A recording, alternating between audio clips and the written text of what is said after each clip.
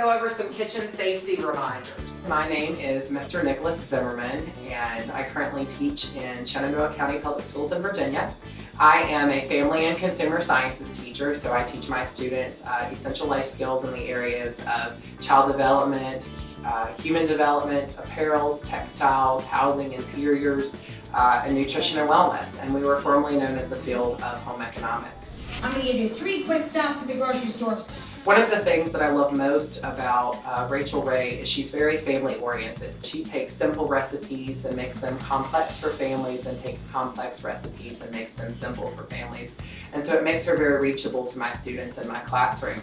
This is our kitchen lab environment, and this is where students get to come into the lab and put into action what they've learned. There's a science behind that, right guys? I'm very passionate about what I do in family and consumer sciences, and ultimately we are building the future. Don't you love him already? Please welcome Nick Zimmerman from Peter Muhlenberg Middle School. Hey, baby, welcome. Now, we have got, we've made a little classroom in here today. We have some students for you here. Absolutely. Thank you so much. We are thrilled to have you, and I'm thrilled to see that not only are you what we used to call a home ec teacher, but that home ec has broadened its horizons. Yeah, absolutely, absolutely. But so few schools even have this life skill type of program. Right. Yeah, absolutely. So there are 27,000 family and consumer sciences teachers in the United States right now. That's fantastic. And so when you're talking about a country as large as our country, we need more. Right, we need more. Right. And so people need to understand that home economics never left.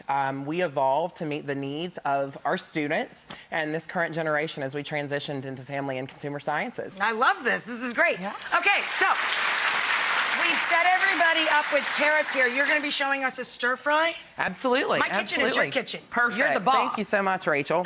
So the first thing that we want to look at for our students here is when we look at all of our different ingredients, the first thing that we want to look at is our proper knife hold, or proper knife grip. What typically happens is people look at this and they go, okay, well to cut, I just kind of have to pound away. You know, and they're hacking away, and you know, they kind of look a little bit like a lumberjack. That's right. So you guys are going to pick up your knife. And as you pick up your knife, guys, I want you to make sure that when you grip the knife, that you're making sure that your pointer finger is over on the side of the knife. So you don't want your finger resting on top. It's kind of a natural position, right? So grab that knife. Wrap it right around, like choking up on a bat. You get more control of the knife if you choke up on the bat. Choke you up keep on your the bat. pointer finger on the top, you're going to lose a little nubber, and they're going to call you lefty. All right, so we're not going to lose a nubber today, hopefully. So when you guys have the knife and you've got it gripped, I want you to take your carrot.